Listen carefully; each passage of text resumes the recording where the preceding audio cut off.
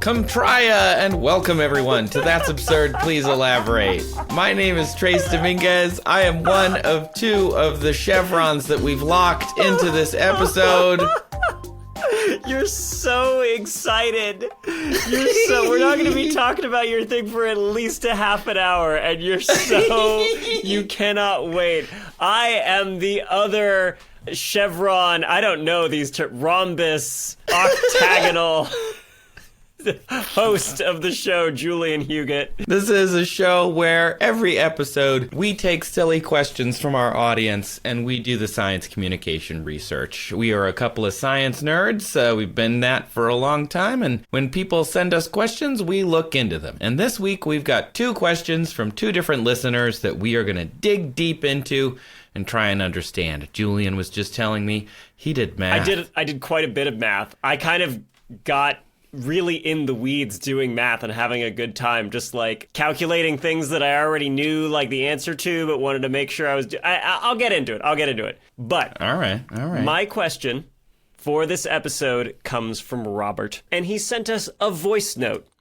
Hi, I'm Robert, originally from Kentucky, but now I live in Poland. I have decided that I want to pet a neutron star. I think we can all agree that a city-sized stellar mass atomic nucleus is objectively cooler than a black hole. I mean, only 3 properties? That's boring. So I have a spaceship here. It's real fast. But other than that, there's nothing magic about it. It has like a heat shield, radiation shielding, and all that stuff that you would expect. So what is going to kill me first? Will the magnetic field melt the fillings out of my head? Will radiation dissolve my flesh into goo? Would it just be the heat that'll melt me? Or is this one of those situations where it's not the fall that gets you, it's the, well, you know. Oh, and what if I tried to pet it really fast? Thanks, guys. Take it easy. Honestly, a perfect question asking could not have been done, but like it was just really good question asking. Chef's kiss. Mwah. Yeah, amazing. I love that he gave me so many avenues that I have to explore. It gave me a lot of work, but also made me think of some things I might have otherwise not considered, so I appreciate that. I love the image of Robert, like, trying to defy the laws of physics by just being, no, it's okay. I'm really fast. Like, I'm going to pet it. Just a quick. So fast. Just a little. I did that side note that has nothing to do with astronomy, but I did like the running of the bulls like 15 years ago now. Stop it. I did. One, I'm not surprised at all. You are the exact person that would do that. I got hit by a guy getting hit by a bull. And it so we all toppled over. Bull by proxy. Yes. And my goal was to pet a bull during the running of the bulls. And just like pat. I turned around, and like this angry, snarling bull was getting back to its feet. And I was like, and then I reached out and I pet it really fast. And then I ran away. So it is possible with big, angry hamburger. Wow. But with a neutron star, I don't think speed is going to save you necessarily. Oh, okay. But let's get into it. Okay. So, yeah, I'm first ready. of all, let's make clear to everybody exactly what a neutron star is. Robert's definition, he's almost exactly right. He calls them like an atomic nucleus that's the size of a city. It's not one giant inflated atomic nucleus, but it is a stellar remnant. It's what's left over of a very massive star after a supernova, and it is about the size of a city. Typically something like a 20-kilometer in diameter sphere, which is roughly like the size of Manhattan. Yeah, the size of Manhattan. Yeah. That's still quite large. That's quite large. And what else is the size? Wait. What else is the size of Manhattan? If the first result is a neutron star, I will die laughing. If that's... I have this website that I've used for years. Let me pull it up and see. Can you give me a number? Like, what is its number? 20-kilometer diameter. 20-kilometer diameter. Okay, let's see what it says. It's about 3/4 as tall as Olympus Mons. Oh, wow. So a mountain on Mars is taller than an entire neutron star, if that tells you anything. It's about twice as tall as Mauna Loa in Hawaii. Oh, okay. Yeah, there you go. Or about 1 4/5 times as deep as the Challenger Deep. Okay. So that's cool. So now we all have context. And 2.5 times Mount Everest. Okay. About 3 times as long as the Las Vegas Okay, I Strip. think we get the picture. Here. Now, in this size of, all the dimensions that Trace just listed, right? Wait, one more. Okay. It's about a quarter the length of the Panama Canal. Oh, that's perfect. I know exactly how long the Panama Canal is. Like, I really now have an intuitive sense of the size of a neutron star. Okay, anyway. What's more important is packed into this very small volume is anywhere from 1.4 to 3 times the mass of the sun. The whole sun crammed down in an itty-bitty living space. Into a quarter the length of the Panama Canal. Stop it. Right. So you get an ultra dense object. It's so dense, the gravitational pull on the atoms is so strong that they're forced together to the point that the electrons and the protons in the nuclei of atoms that make up this object actually get forced together and they become neutrons. Yeah, they get smushed. Yes. So smushed. It's a lot of them. It's a whole lot of them. And it's not entirely neutrons all the way throughout. It is like the outermost layer is some like loose electrons and ions. And then as you go down, it gets more and more pressure. And so like the outer core is mostly these neutrons. And then the inner core, we actually don't even know what the inner core of a neutron star is composed of. We've got experiments aboard the International Space Station, the ISS, called NICER, which is looking into the interior of what neutron stars could be made of. But yeah, point is, ton of mass, small space. They're not massive enough to turn into a black hole. They're like the step before a black hole would form. Wow. That's what we're dealing with here. And it's still quite dense. And I don't know if you have realized, but about 5 times as long as the Hollywood Walk of Fame. I hate this website now. I have a deep, abiding hatred now for this website. Yes, but very, very, very, very, very dense, right? The thing you see all the time if you like look up more fun facts about neutron stars is one sugar cube of neutron star material would weigh about 1 trillion kilograms. Or would have the mass of 1 trillion kilograms. Yeah. Okay? That's how much stuff is packed into this very, very small volume. But, just like Robert said, one cool thing about them, unlike black holes, is we can study them. Yeah. We can find them, we can observe them. They're too small to image directly because they are... Quite small. How many Grand Canyons are... Because it's about 8.5 times as long as the Belmont Stakes. Okay. Or about 1/5 as long as Hadrian's Wall. Oh, hey, great one for our UK listeners. Yes, for our UK listeners. That'll tell them out there. something. Okay.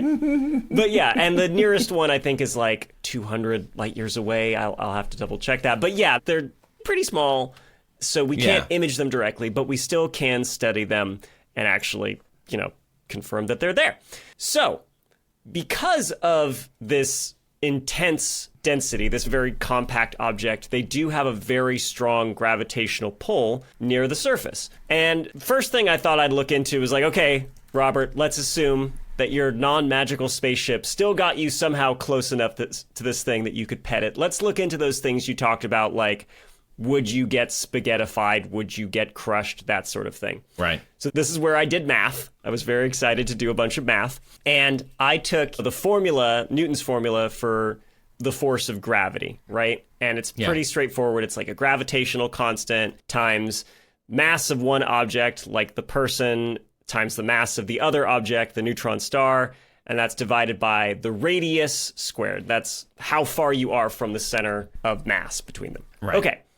So when I plugged all this in, I assumed that we're dealing with a 70 kilogram person. So on Earth, you would weigh about 154 pounds. Okay? Okay. Yeah. On the surface of a particular neutron star that I picked called PSR J1748-2446AD, and I picked it for a specific reason I'll get to in a minute. Okay. But if you were standing on this neutron star, which has the diameter of 16 kilometers and the mass of about 2 of our suns, you would 16 weigh... kilometers. That would be 1.5 times as deep as the Challenger Deep. Please stop. Okay, but if you're standing on this particular pulsar, on the surface of it, you would weigh... Oh, God.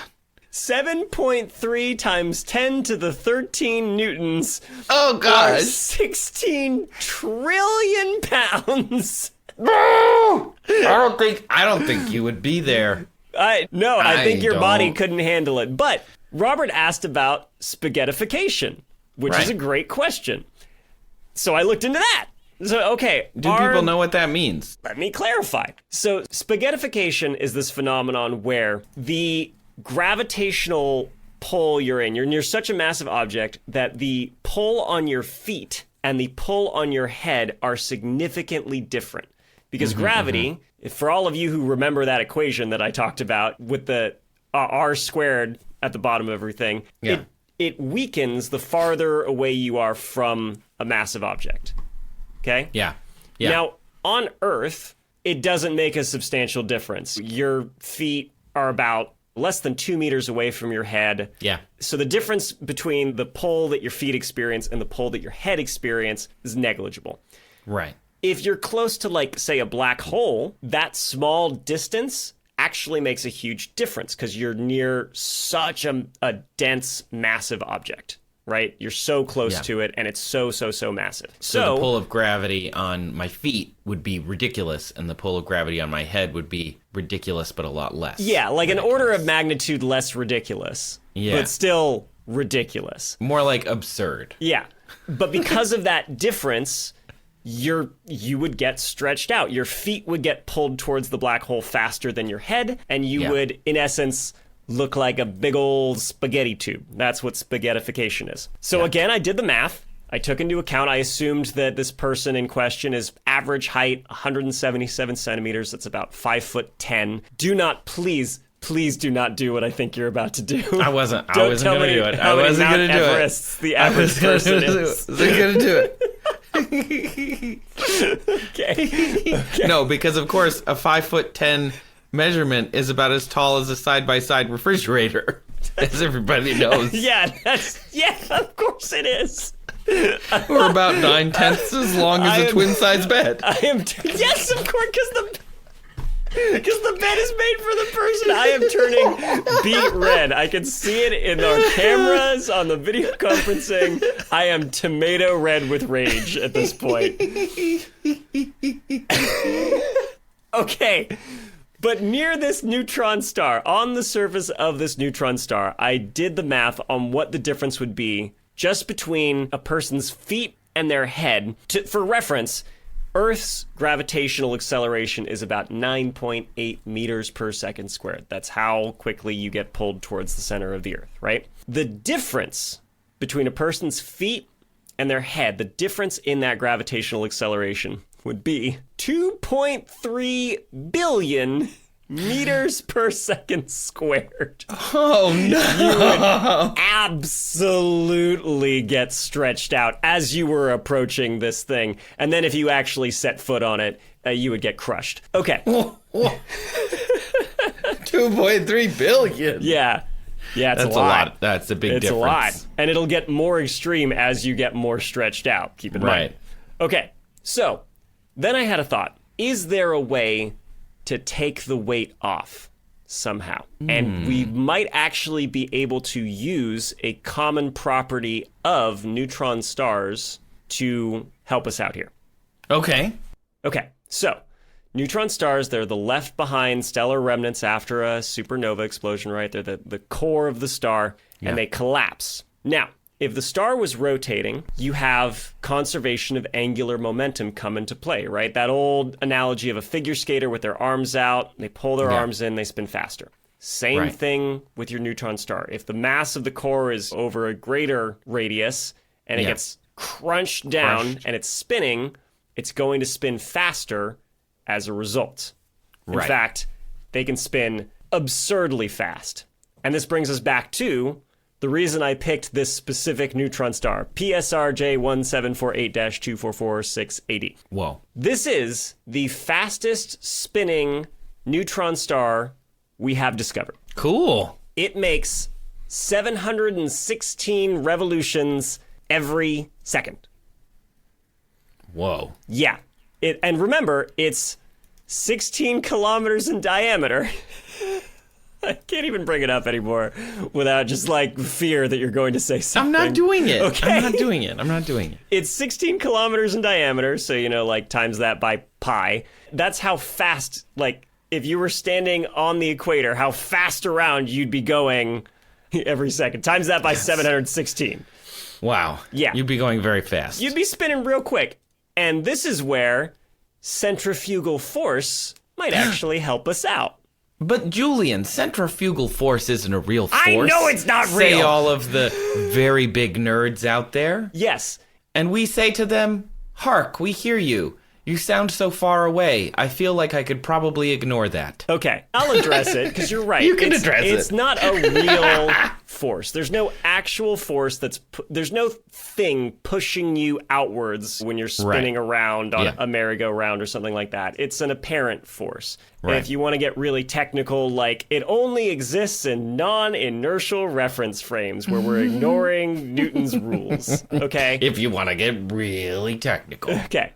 But This podcast is an absurd, elaborate podcast. yes, but it is useful, right? You can still actually use it to calculate things. I used it for fun when I was doing this to see, okay, how fast would I need to go to orbit the Earth, right? Because at the point where centrifugal force pushing me outward and gravity pulling me inward towards the center of the Earth balance out, that would mean I'm zero gravity.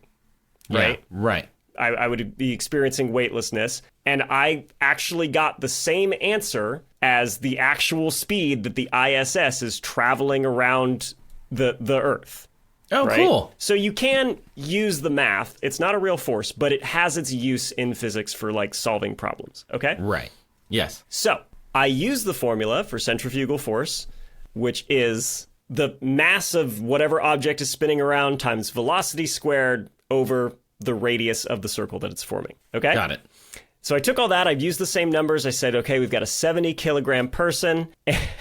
And I found that it would reduce the actual weight of the person. If you were standing on the equator of this pulsar, spinning really fast, it would reduce your weight by over 22 trillion newtons, leaving you with a final weight of 50 trillion newtons or 11 trillion pounds. So you're not spinning fast enough. Gosh, geez. Okay, darn. Well, I mean, sorry. What a relief. Woo. Yeah.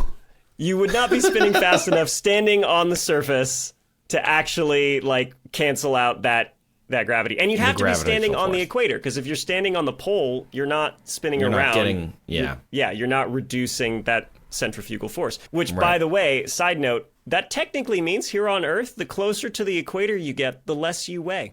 Yeah, by a little bit. Yeah, by a little bit, but like... It's also the further away, so like if you go to the top of a mountain, you weigh a little less. Yeah. Right? Yeah, that's true. A little. And it also helps that because of this centrifugal force, the Earth bulges a little bit at the equator, so it's a little farther away from the center of gravity, so you weigh even less as a result from the centrifugal force and the increased We all bulge distance. a little bit at the equator sometimes. Yeah, well, you can with my weight loss program, because you'll weigh less and therefore can bulge more. My equatorial weight loss program. Move to the Galapagos Islands. There you go. Okay, I did calculate, because I was having a grand old time with my MATLAB software. Doing some maths. I did calculate how fast you would need to go around this neutron star in order to balance out that gravitational pull and experience weightlessness, right? Yeah. For context, this number I calculated for how fast the ISS goes, it's traveling around the Earth at 28,000 kilometers per hour. Right. Pretty fast. That's quite fast. Around this neutron star, to also achieve weightlessness, you would need to go... Oh, gosh. Oh, no. 469 million kilometers per hour, which is also known as 43% the speed of light. Wow. Robert did say his ship is real fast. So, And it would have to be Real fast. Real fast. But he did not specify that it's not magic in terms of speed. He just said it's real fast. With a solar sail and the right amount of time. So yeah, if you're traveling 43% the speed of light, you could have a gentle, orbit just above the surface of the star. Maybe stick your hand out and touch it real quick. 469 million kilometers per hour. Yeah, it's a lot. It's a about lot. 3,000 times as fast as a meteor. And if you don't go that fast, you crash into the surface of the star horribly because you don't have enough speed to stay in orbit around it. That's like 1,500 times as fast as a bolt of lightning. I'm going to launch a DDoS attack against this website. I'm going to bring it down next time we do an episode. But yeah, I thought, okay, well, Robert did say, what if I pet it real fast? Yeah. If he's going this quick and he does a little spacewalk and just touches it, I mean, he would then slam into the neutron star. Yeah, if he's touching it, his arm would be pulled off. What's cool about neutron stars is because the gravity is so intense, they're very smooth. The tallest mountains on neutron stars are only inches high. Yeah, true.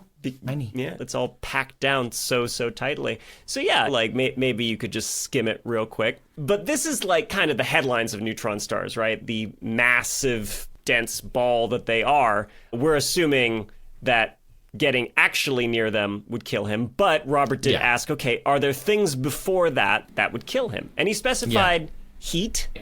That actually depends on the star that you choose, because since they are the leftover remnants of a dead star, they're not producing heat anymore. So they're going to slowly cool down. They're going to start initially at 600,000 degrees Kelvin. Yeah. Or 1,000,000 degrees Fahrenheit, but then give it enough time and there's going to be plenty of old ones out there. They will cool off enough that the heat won't really be a concern. And actually, this is kind of a problem for astronomers, because how do you go about detecting these things if they're not giving off heat anymore? Heat right? and light. So there's probably a lot of neutron stars out there that we are not able to detect, but some of them we do find, and they're actually basically blinking at us trying to get our attention. Yeah. And these pulsars, baby. Yeah, you got it. These are I love a pulsar. Pulsars, right? Like cosmic lighthouses, basically. I love that. So neutron stars often have really strong magnetic fields. Compared to the Earth's magnetic field, it's millions of times stronger than our magnetic field. And that's assuming it's not even a magnetar, which is 1,000 times more intense than a normal neutron star. Magnetar is one of my favorite. It's just such a good band name. I thought you were going to say Pokemon. I was sure this was going to be a Pokemon discussion. But Magnetar is also good. Good band name. Good band metal name. Band. Yeah. Magnetar. Metal band. Hey. Hey, yo. Oh, I'm sorry. Did I say their magnetic fields were millions of times stronger than Earth's? You did. No, I was wrong. They're trillions of times stronger than Earth's magnetic field. Wow, that's just one letter changed, and here we are. Yeah, and it's literally a million. Take what I said and then times it by another million. Excuse me. No. Oh, okay. Wow. Okay. So a typical neutron star has a magnetic field trillions of times that of Earth's magnetic field. And what that means is oftentimes from the magnetic poles, they're actually shooting out tons and tons of radiation. And it can be infrared, optical, X-ray, gamma ray. And it's spinning around so much that as it sweeps by us, if we're aligned just right, it looks like basically a blinking light to astronomers. Cool. For the right instruments. The first time we found them, the astronomers that spotted this regularly pulsing signal labeled it with the prefix LGM for little green men, because it seemed like it might be something that was made by an intelligent being, right? Because it's so regular. But pretty quickly they realized that it matched up with a proposed neutron star property. And they realized, okay, this is actually probably just a spinning neutron star. Yeah. If you were caught in this beam of intense X-ray radiation that blasts across hundreds of light years so we can see it, you'd be fried. You'd be dead pretty quickly. Yeah, don't do that.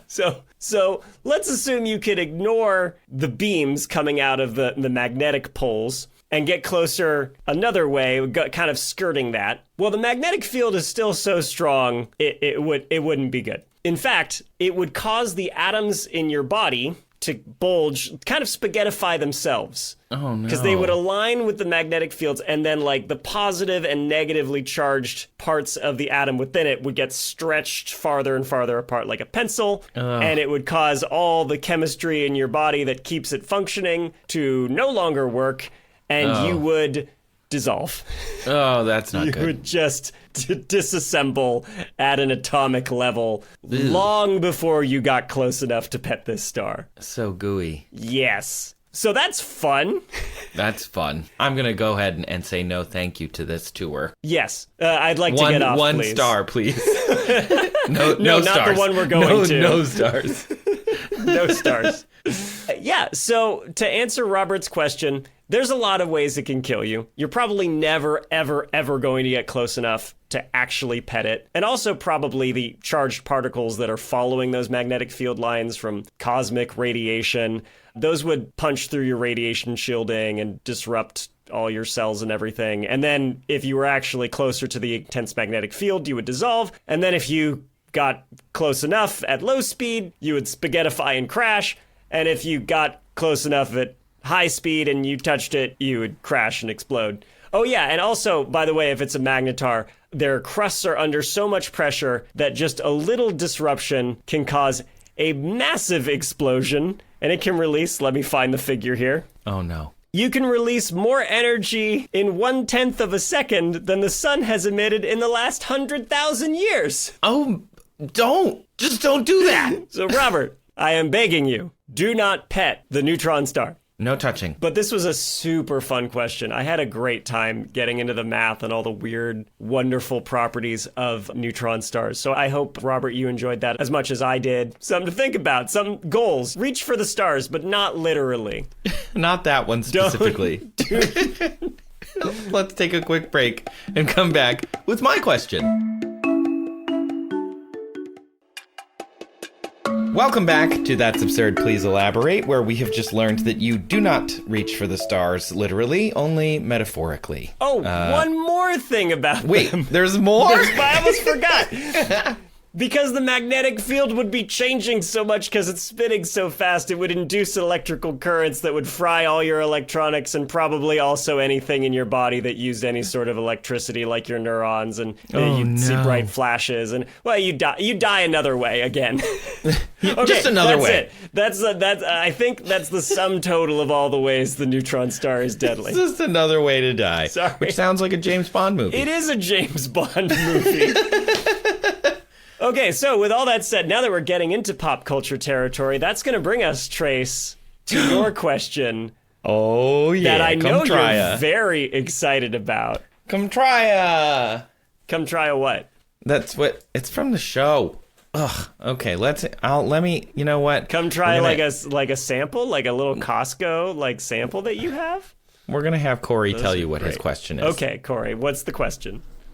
Hi, my name is Corey. I'm from the Washington, D.C. area. My question is, if Stargate were real, would the address be accurate enough to dial a gate? Stargate's probably one of my favorite shows since I was a kid. And as I was thinking about earlier the other day, I was like, the constellations that make up the symbols they dial are vast distances from each other. So how accurate could using those coordinates be to try and find a gate that's only 22 feet in diameter under a mountain on a single planet? I'm hoping you guys can answer that for me. Thanks. Julian, did you understand anything that Corey just said? The coordinates, stargates, constellations, yeah, I mean, it's all there. It's all. So Corey also wrote in his question, and he said, if Stargate were real, would the address be accurate enough to dial a gate? All right, Trace, I'm going to speak on behalf of the audience who may not have watched Stargate. Yeah. And ask, what's Corey talking about here? Oh, thanks for asking, Julian. And thank you for asking this question, Corey. I saw it and immediately had to answer it because Stargate is probably one of my favorite television shows. I'm definitely a Trekkie for sure, but I guess I'm also like a starhead. an SG #1 fan. A gator? I think they're called gators. A gator? Like you're from Florida. Yeah, I'm a big fan of the television show and film Stargate. As now, evidenced by the t-shirt you decided to wear. Actually, this t-shirt is a friend's t-shirt, but it was the closest I had. It says Star Lords on it. It's actually a console game that my friend Sean made, which is really awesome. But it was the closest I had because I realized I did not own any Stargate merch that I could wear. We need to get you Stargate merch. I need some Stargate merch. Stargate is a television show based in the nowish near future where the humans on Earth have discovered a stone ring in Egypt. They found it in the 1920s. They didn't know what it was. They thought it was just a worshipy thing. And eventually they figure out that it opens wormholes between planets. Now, this started in a film that came out in the 90s, and they took a depressed military dude named Kurt Russell, and they sent him through the thing to a different... With the same name as the actor? No, his name in the show was Colonel Jack O'Neill, but he was played by Kurt Russell, and he had probably the best flat top ever seen on screen. And then he went to a desert planet with a big pyramid because James Spader's character, Daniel Jackson, believed that the pyramids were landing pads for aliens. So this is already an incredible setup. So Kurt Russell goes through this wormhole between planets from one planet to another, discovers there's humans on this other planet. Turns out aliens were there, and they had taken these humans as slaves, all from Earth. And, long story short, they had to blow up the bad alien and save the people. Hooray! Yeah. Either way, that's the movie version. It's excellent. Go watch it. Great little sci-fi flick. They turned it into a television show several years later that picked up right after the movie ended, like a few years later, and obviously cast different people. So Richard Dean Anderson plays Kurt Russell's character, Jack O'Neill, and then several other characters from the movie make an appearance as well. They also come up with some new characters, and it turns out the Stargate can go more than just that place, which makes sense. It can go all these other places as well. If you have space... Julian, give me your best dinosaur roar. Oh, God, an asteroid! It's horrible!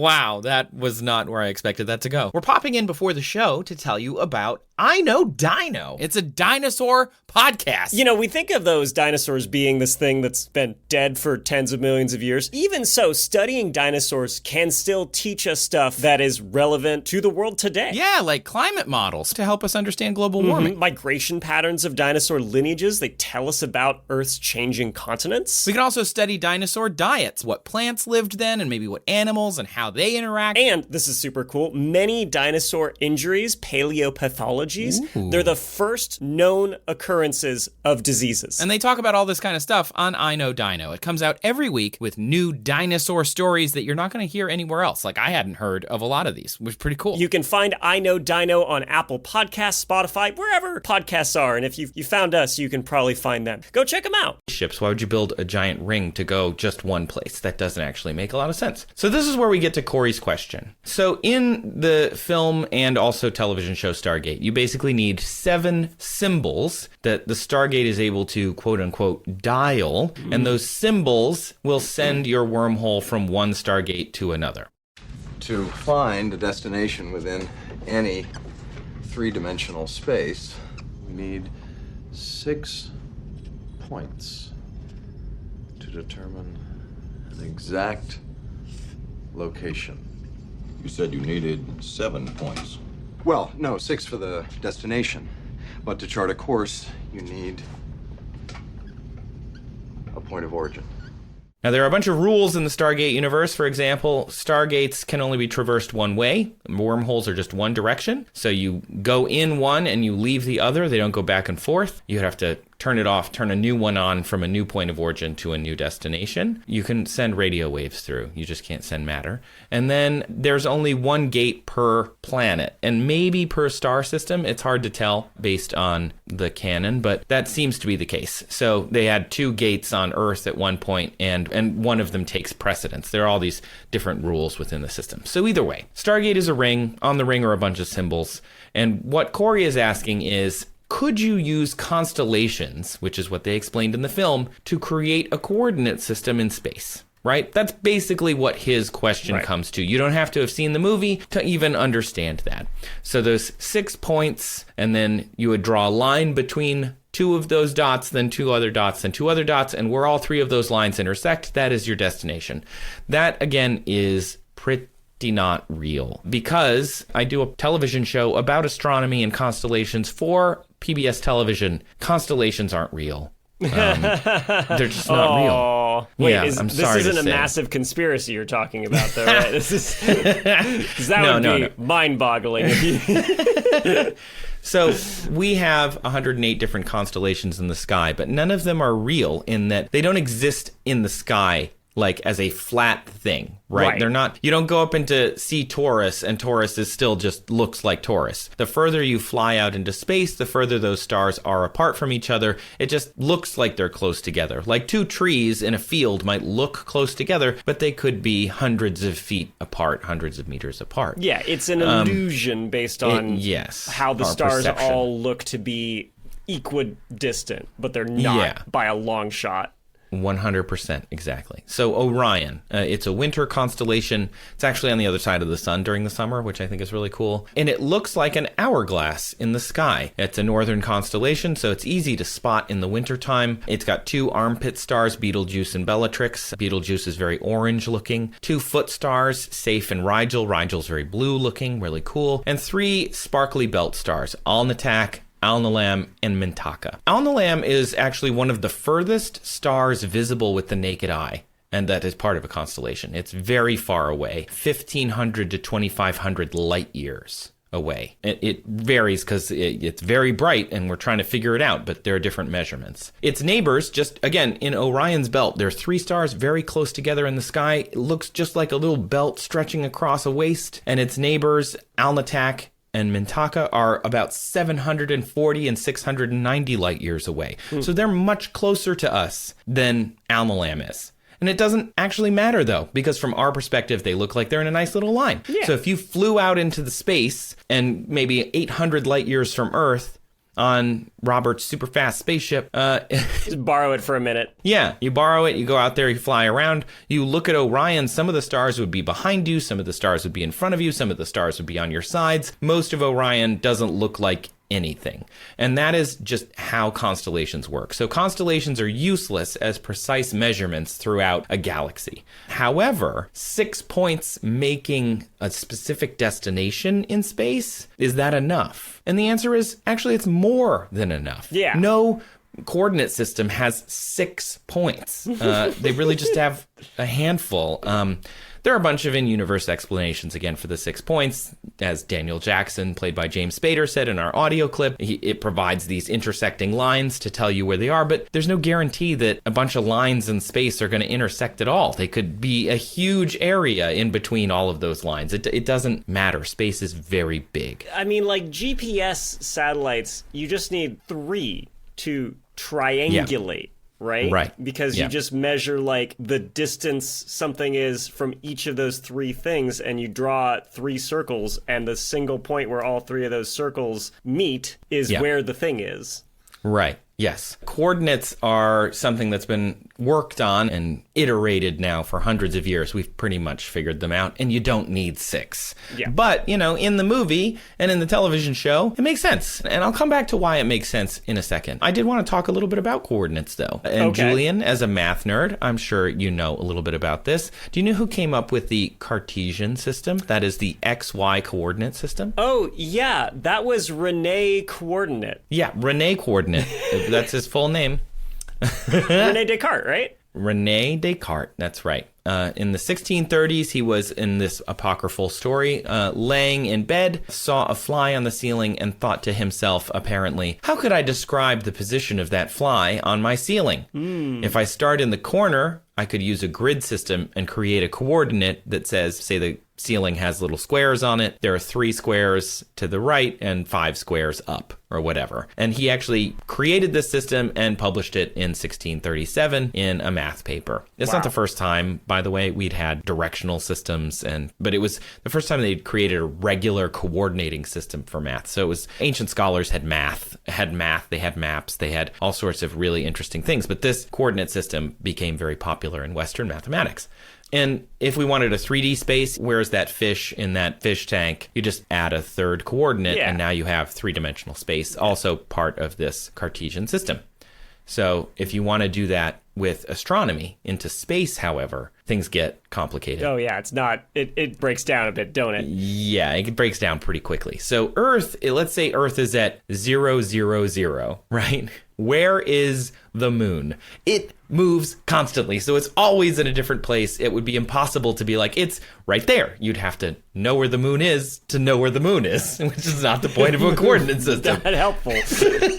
Modern astronomers created the celestial or equatorial coordinate system, where you imagine a celestial equator that is separate from the wobble of the Earth, and it just is a line around the Earth, and then a bubble around that, again, all imaginary, and they created a coordinate system based on that. So no matter where you are in our rotation or the wobble of our planet, depending on what time of the season it is, the star will always be in the same part of the sky.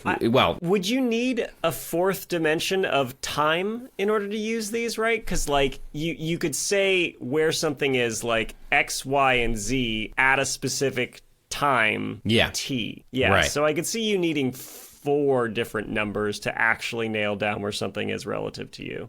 Like in deep space or whatever, or even just like a star nearby. Yeah. Because with the stars nearby, you do say like where it is in the sky, and you have to point it out like on a day or something. You know, it does move. Obviously, you're moving, so you need to know, if you're finding it, you need to know when to look where when you can. So like for the celestial coordinate system, they use right ascension for degrees along the celestial equator, and then minutes and seconds eastward is the units they're using. And then they have declination, which is 0 is the horizon, 90 degrees is the North Pole, negative 90 degrees is the South Pole, and the equator is 0 degrees, 0 minutes, and 0 seconds. So if you were to say, find the star Vega, that would be right ascension, 18 hours, 37 minutes, with a declination of plus 38 degrees, 49 minutes. And you can get more specific, but that's generally where you're going to find it. And so when you're out in under the stars, cool. But if you're looking into the deep universe, there's stuff on the other side of Vega. Like, there's stuff behind Vega. So there's more stuff in the sky on the other side of Vega, that more stuff than we can see, you know. And so that doesn't actually work either. So for this Egypto-futuristic film, they created this fake system of coordinates where they could create coordinates in the middle of nowhere, out of nothing, with no real basis. But in the movie, they used constellations. And in the television show, they abandoned that because we realized that it doesn't work. However, I have come up with my own explanation. Reading a lot of the canon and a lot of having watched every episode of Stargate multiple times, I think that it might be a little more interesting than that. Okay, you're such a nerd. I'm so happy right now. Go on. Okay, so if you dial a Stargate, and by dial I mean the computer, if you're here on Earth, we don't have a dial home device. It's called DHD. They have it on a lot of other planets, but we don't have it. So you have to use the computer to tell the Stargate what symbols on the Stargate you want it to dial. And those symbols are allegedly constellations. They're not actually, but it's fine. It's just symbols. And again, you have to dial 6 of them and then dial the symbol for where you currently are. So how is it that you would find something in space where you need to have a very specific location, and you know that there are certain things out there that you can map with? What would those things be, Julian? Oh boy, I think we accidentally had a lot of synergy with this episode, because I'm gonna go with pulsars. That's right. We've also talked about this. Was it pod number 21 when you brought up the Pioneer plaque? Yes. Yeah. And so because we know the periods of these pulsars, and these pulsars are visible throughout the galaxy, we know where they are, and they're in specific locations, and they pulse in a very specific way, so you can use those to build a map. And the Pioneer plaque that we launched into space as humans in real life has 15 different pulsars on it. That is a lot of coordinates to get to one spot, but they wanted to, I guess, be super sure. I think an issue might be because these pulsars are like lighthouses, they have to have that pulse sweeping across the observer or you're not going to know that they're there. So Right.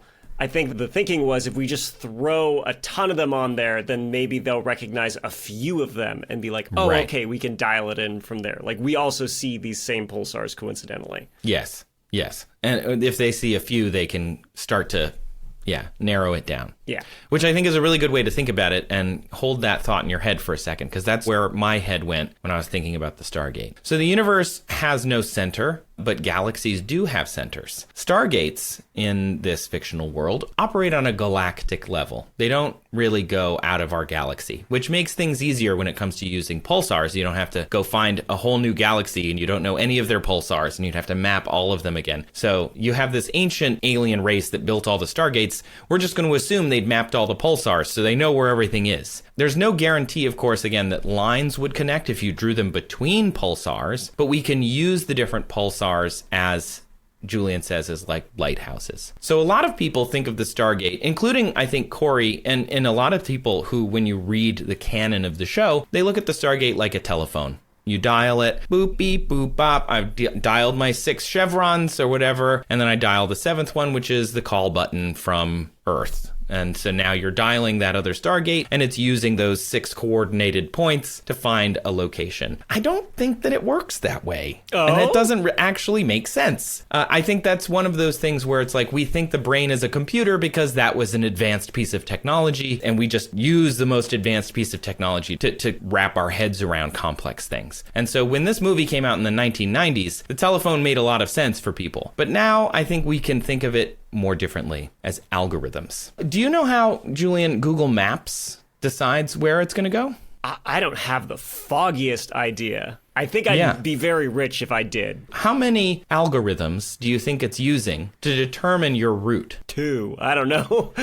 Nailed it. It's 2. Oh, it's wow. only 2. It's Dijkstra's algorithm and the A-star algorithm. And the 2 of those together are enough to get you from one place to another anywhere on our planet. So Dijkstra's is the shortest distance between any 2 points. It's a graphing algorithm. So it uses a weighted graph. So if you look at a weighted set graph, it would be like point A and point B. They're 7 units apart. Point A and C are 12 units apart. B and C are 5 units apart. And this is for everything in the graph. And there are millions upon millions of entries. And the idea is Dijkstra's algorithm, which he wrote in about 20 minutes because he was wondering how fast he could get from one place to another in the Netherlands. And he just created this system, published it in 1959. And now we use it for this all the time. And every time you use a mapping system, it's using this algorithm to calculate the shortest distance between any 2 points. The thing is, there are infinitely many nodes in 2 real-world points, and so the A-star algorithm is layered on top of it to looking only at the nodes that we would want to visit, as opposed to all of them. So it doesn't have to calculate the distance between, Rotterdam and Amsterdam, and also the distance between Rotterdam and Berlin, because we're not trying to find that. We're only trying to find Rotterdam to Amsterdam, and we're trying to get there in the shortest distance. And so the A-star algorithm is layered on top like a filter. Again, this is a vast oversimplification. I'm not a computer scientist, but I'm telling you based on what I have researched. So if we only need 2 algorithms to go anywhere on Earth in this 2-dimensional space, you can't imagine you're going to need that many more algorithms to do Just a 3-dimensional space. Modify the Dijkstra algorithm, right? Yes. And they do have a modification for altitude, and it will tell you all, like hills and all sorts of things, because that's just additional information within the graph. So now, if we go back to the Stargate, people think it's like a phone. I dial a number, boop, beep, boop, or like the internet, where you type in an IP address or a website and you go to that spot. In reality, if it were real, I think it would be more like a set of algorithms. Each address is a huge set of algorithms or modifications of algorithms that create a route map. So say, if you have to dial 6 things, A, B, C, D, E, and F, A and B could be coordinates, and then the C, D, E, and F could be like a Dijkstra's algorithm, an A-star algorithm, but for 3D space. Distances, Milky Way movements, time, as you so, I think, astutely mentioned, because over time, all of these things are going to change. Pulsar calculations, black hole calculations, even error correction algorithms, all determining the current time and the time the last gate was accessed, because it's a network of hundreds or thousands of these things. Some people spent a lot of time doing math to figure out how many gate addresses there could be with the 39 symbols on it. And it's like, yeah, if you think of it as a telephone, sure, yeah, that's important. Yeah. But if you think of it as like there are only 26 letters in the alphabet, but you can make so many different words out of that. And we can use that to do other things. And so this is just kind of like a weird keyboard. You can send people basically anywhere you want by layering algorithms in different orders, even if just 2 symbols were used to define specific algorithms. So that's, you use the NPR calculation that comes on your graphing calculator. It's 39 symbols, P, because the order does matter. Like different 2, combinations, right? Or permutations? Yeah, exactly. Permutations, that's 1,482 different algorithms to choose from, just from the 39 symbols, and 2 slots.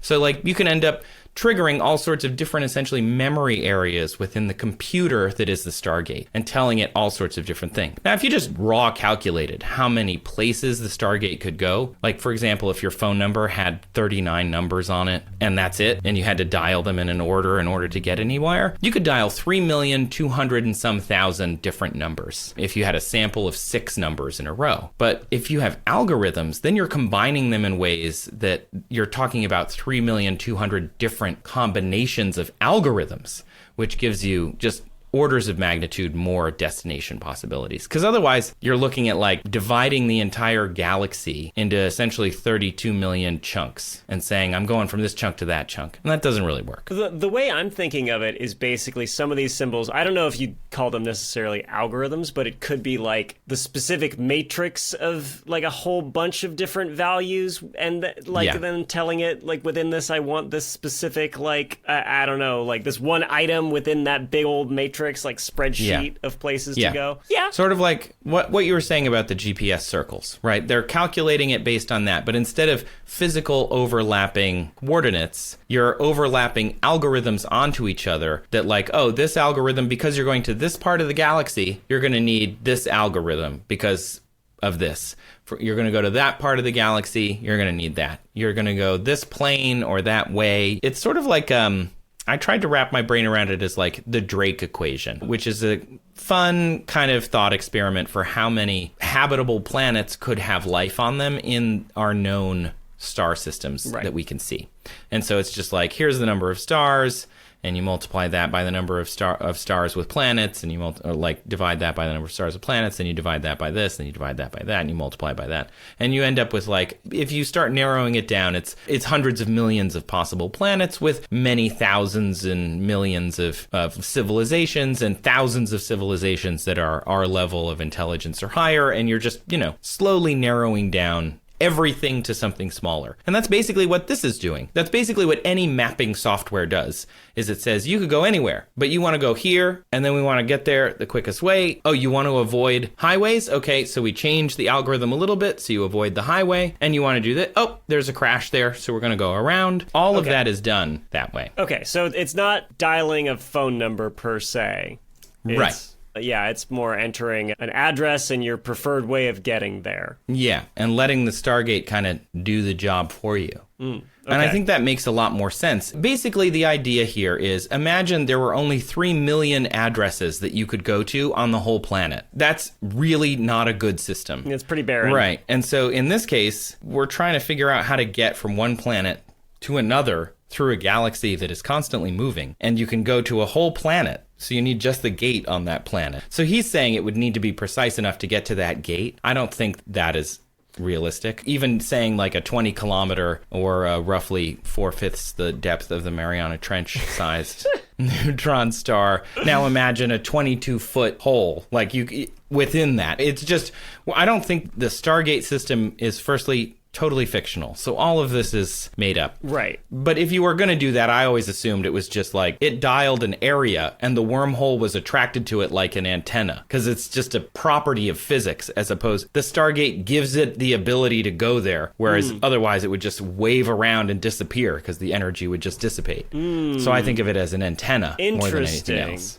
Yeah, and then it like forms a beam of some kind with it. Yeah. Exactly, like a Wi-Fi router. Beam forming. Yeah, exactly. Although I do want to say, Robert, do not get any ideas of taking a Stargate to a neutron star. Do not. No.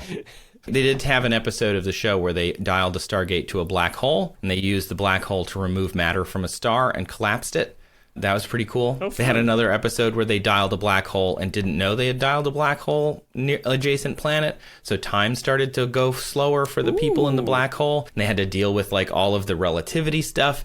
It was really fascinating. This show sounds fun. I should watch it. It was really interesting. I do see a similarity, though, closer to a telephone than like a GPS software. Yeah. And that is, you said that you can only be connected to one other Stargate at a time, right? Right. I am imagining like dialing a Stargate and getting some sort of weird busy signal or something. Oh, yeah, they do have that happen. So if somebody has dialed Earth, for example, like from somewhere else, this is a plot thing that they do a lot, where they want to trap the people on Earth, so they'll dial Earth from somewhere else. You can't go through it because it's come in. It's an incoming wormhole, so you can't go through it. So now you're just trapped there. That's very rude.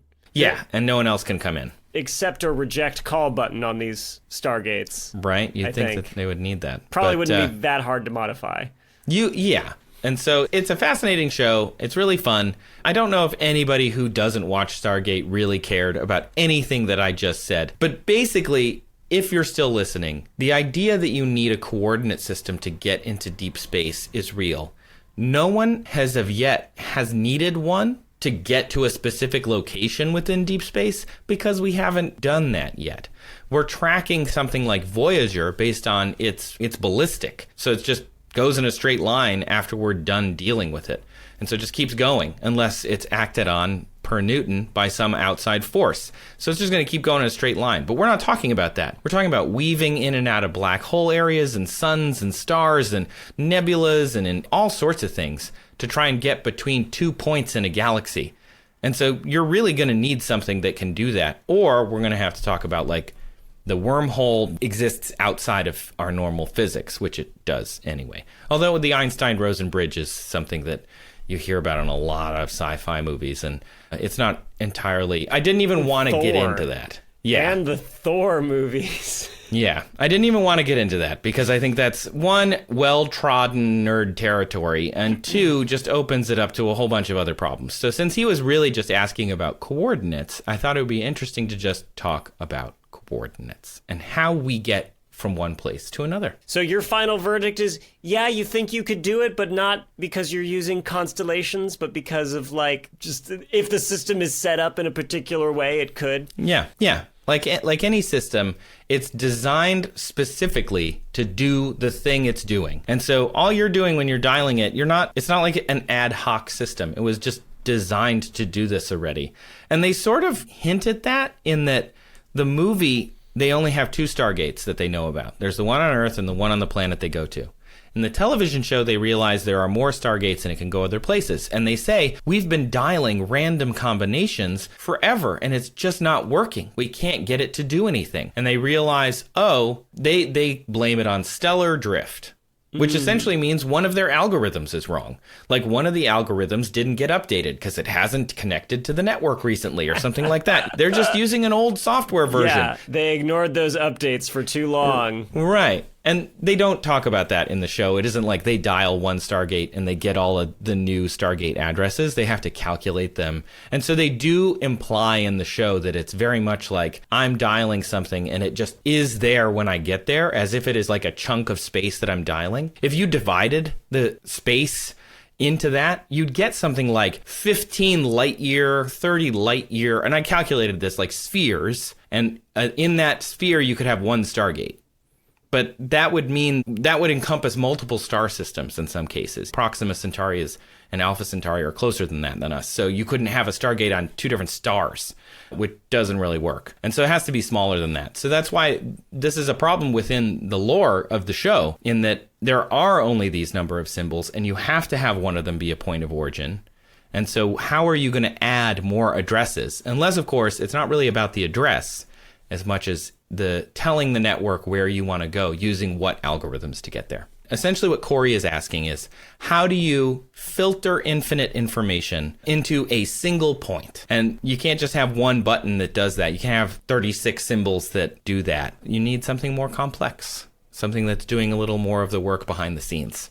I know you do. I know you were very excited to tackle this one. This is your catnip. This is your aviation question for me, like equivalent. I just got to read fandom websites and then come up with my own ideas. It was fun. Thank you, Corey, for letting me do that. It made my day. Well, on that note, thanks to all of you for listening to another episode of That's Absurd, Please Elaborate. The show was created, written, and produced by me, Julian Huguet. And me, Trace Dominguez. And produced and edited by our very own but benevolent system lord, Kyle Sisk. He's more of a Tok'ra. These words mean nothing to me.